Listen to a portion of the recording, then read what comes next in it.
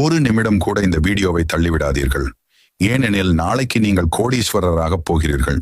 அது எப்படி சாத்தியமாகும் என்று நீங்கள் நினைக்கிறீர்களா? முருகனை ஒரு முறை தரிசிக்கிறீர்கள் என்றால் அவருடைய அருள் உங்கள் வாழ்க்கையில் வெற்றியும் செல்வமும் மகிழ்ச்சியும் கொண்டு வரும். முருகன் ஒரு போர் தேவன் மட்டுமல்ல, அவர் அருள் பெற்றவனுக்கு எந்த இடையூறும் தடையாக வராது. சபரிமலைக்கு போனாலும் திருச்செந்தூருக்கு போனாலும் முருகனை நினைத்தாலே கூட மனதில் இருந்த கஷ்டங்கள் அகன்றுவிடும்.